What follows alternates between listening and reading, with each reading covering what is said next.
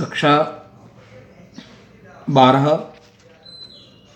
Twelfth कक्षा के अंदर अध्याय 4 को हम आज पढ़ेंगे। बिहारी सत्सई से कुछ पद, जो कवि बिहारी की एकमात्र रचना मानी जाती है। जन्म 1595 ईस्वी, मृत्यु सन 1663 ईस्वी। हमारे लिए यह पाठ अत्यधिक महत्वपूर्ण है। अलंकार की दृष्टि से भी है, प्रश्नों की दृष्टि से, व्याख्या की दृष्टि से। तो ये जो तीसरा हमने पूर्व में पाठ पढ़ा है रहीम के दोहे, यहाँ और ये चौथा पाठ, इसको आप अच्छी तरह से समझने का प्रयास कीजिएगा और इसको अच्छी तरह से स्मरण भी रखिएगा। गागर में सागर भरने वाले रीतिकाल के महान कवि। देखिए पहली ही पंक्ति हमारे सामने है, गागर में सागर। घड़ा, गागर मटका घड़ा, मतलब थोड़े में बहुत अधिक कहने वाले, भरने वाले, या बात छोटी हो, छोटे के अंदर भी उनका जो प्रभाव है वो अत्यधिक पड़ता है। रीतिकाल के महान कवि बिहारी का जन्म ग्वालियर के निकट बसुआ नामक गांव में हुआ था। रीतिकाल हम देखते ही हैं, रीतिकाल के अंदर जितने कवि हुए थे वे दरबारी कवि थे, मतलब किसी न किसी राजा के आश्रय में रहकर और रचनाएं किया करते थे। उनके बदले में उनको अशर्फियाँ, जो भी कोई उपहार है वो मिलते थे। इनके पिता का नाम केशव राय था। उन्होंने आमेर के राजा, आमेर जयपुर का क्षेत्र, राजा मिर्जा जय सिंह के दरबार में पहुंचकर अल्पवयस्का रानी के मोहपाश में राज कर्तव्य भूले राजा को एक दोहे के द्वारा सावच्छेद किया था। मिर्जा राजा जय सिंह थे, जो उनकी जो अल्पवयस्का कम उम्र की जो रानी थी, उनके मोहपाश के अंदर उनके प्रति प्रेम के और मोहपाश में पड़कर अपने राज कर्तव्य को भूल गए थे और विमुख हो गए थे, कोई काम कर नहीं रहे थे। ठीक है, तो उन्होंने एक दोहा कहा था। वह दोहा इस प्रकार था, नहीं पराग नहीं मधुर मधु, नहीं विकास यही काल, अली कली ही सौ बंदियों है, आगे कौन हवाल। ऐसी एक भौरे को संकेत में रहकर, एक भौरे के माध्यम से दृष्टांत के द्वारा यहाँ उनको दोहा कहा और वे इतने प्रसन्न हुए कि उन्हें अपने दरबार में हमेशा के लिए उन बिहारी कवि को रख लिया था और उनका सम्मान किया था। काव्य पारखी राजा ने उनका सम्मान किया और अपने दरबार में सम्मानजनक स्थान दिया। बिहारी ने सत्सई की रचना की। अब हमारे सामने एक और प्रश्न है, सत्सई। सत्सई का अर्थ है 700। सत्सई का अर्थ है 700। एक बिहारी ऐसे हिंदी के अंदर कवि है जिन्होंने मात्र एक रचना ही लिखी थी, वो थी बिहारी सत्सई। सत्सई का मतलब है 700 दोहों का संग्रह।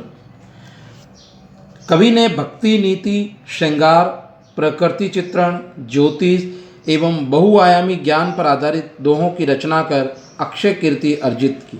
जो आज भी हम इनकी रचनाओं को पढ़ते हैं तो एक आनंद की अनुभूति होती है। वे निम्बार्क संप्रदाय में दीक्षित हुए और राधा कृष्ण की भक्ति की, इसलिए राधा कृष्ण से संबंधित दोहे भी इनकी रचनाओं के अंदर भक्ति के रूप में देखे जाते हैं। उनकी रचनाओं में उक्ति वैचित्र, बात कहने का एक विचित्र ढंग, उक्ति वैचित्र, अन्योक्ति अलंकार है, अन्य के लिए कही गई उक्ति, अर्थ गांभीर्य, गंभीर अर्थ देने वाले, और विस्तार अलंकारिकता। अलंकारिकता का वर्णन भी इन्होंने बखूबी किया है। तो उनके जब हम ये पद पढ़ेंगे, दोहे पढ़ेंगे, तो हमें जानकारी में आ जाएगा कि किस प्रकार के अलंकारों का प्रयोग हुआ है।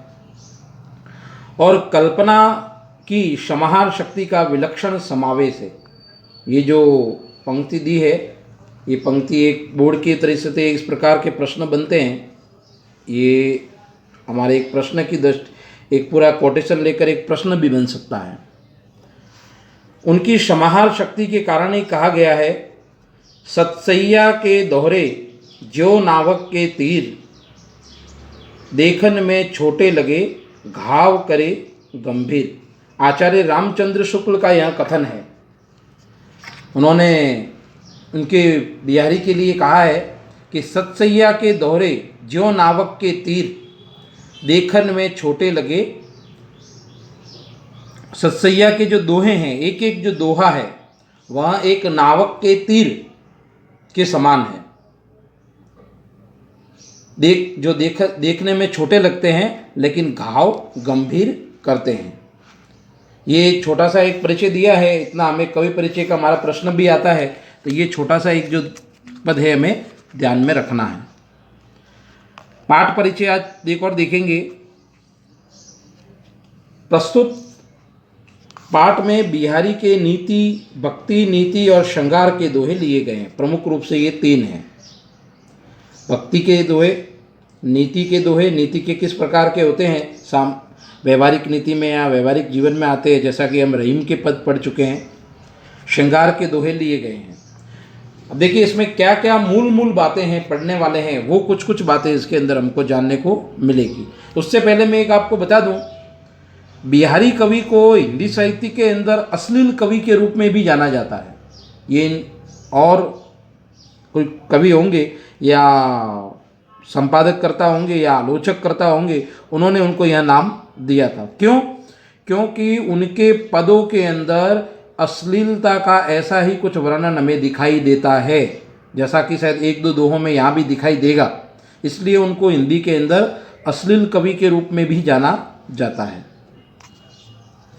कवि सांसारिक बाधाओं से मुक्ति हेतु राधा जी की आराधना करता है। ये पहला ही दोहा है। मेरी भव बाधा आरो, राधा नागरी सोई, जा तन की जाही परे, श्याम हरित दुति होई। ये दोहा है भक्ति के रूप में, पहला ही। तो दूसरी तरफ अपने प्रभु श्री कृष्ण को उपालंब देता है कि आपको भी संसार की हवा लग गई है। ये व्यंग्यात्मक कहा है, क्योंकि बिहारी कवि श्री कृष्ण की भक्ति करते हैं, वे उनको दर्शन नहीं दे रहे थे। इतनी भक्ति करने के बाद में भी उन पर कृपा नहीं हो रही थी, इसलिए वो इस प्रकार की वाणी कहते हैं। मुक्तात्माओं के सानिध्य से अधम भी मुक्त हो जाता है। जो पवित्र आत्माएं होती है, सज्जन व्यक्ति होते हैं, उन सज्जन व्यक्तियों के सानिध्य यानी पास में जाने से अधम भी मुक्त हो जाता है। कोई पाप होता है उससे मुक्त हो जाते हैं। एक पढ़ेंगे कि श्री कृष्ण की बातों का आनंद रस पाने के लिए गोपियाँ उनकी मुरली छिपा लेती है, क्योंकि मुरली है वह गोपियों को एक सौतन के समान लगती है। हमेशा अपने होठों पर लगाए रहते हैं और उन जो गोपियाँ हैं वह उनकी एक मुस्कान के लिए, एक दृष्टि के लिए तड़पती है। तो गोपियाँ उनकी मुरली छिपा लेती है, तो वे किस तरह से उनसे मुरली लेने के लिए फिर तत्पर होते हैं, उसका वर्णन है। वन में कृष्ण के आते ही बिना वर्षा मोर नाचने लगते हैं। भ्रांतिमान के द्वारा ये बताया है। नायक व नायिका भरे भवन में संकेतों से वार्तालाप करते हैं और झीने वस्त्रों में नायिका ऐसे सुशोभित हो रही है जैसे सागर में कल्प वृक्ष की डाल। ये 2 दिए हैं, ये थोड़े अश्लीलता को ही दर्शाते हैं, मैंने जैसा कि आपको भी पूर्व में बता दिया है। तो इस प्रकार से यहाँ हमारे सामने ये पाठ रहेगा, भक्ति, नीति एवं श्रृंगार के दोहे। बहुत ही महत्वपूर्ण पाठ है। अब इसमें कुछ जो बातें हैं वो मैं आपको आज बता देता हूँ, उनको आप नोट करिएगा कॉपी के अंदर। ये भी हम ब्रज भाषा के अंदर ही पढ़ेंगे। पूर्व में हमने जो पढ़ा था वह भी ब्रज भाषा के अंदर ही पढ़ा था। शैली हम पढ़ेंगे व्यंग्यात्मक, उपदेशात्मक, संदेशपरक, ये कुछ शैलियों को पढ़ने वाले हैं। लेकिन कहीं कहीं पर देखिए तीनों अलग अलग आएगी, तो वो आपको बता देंगे।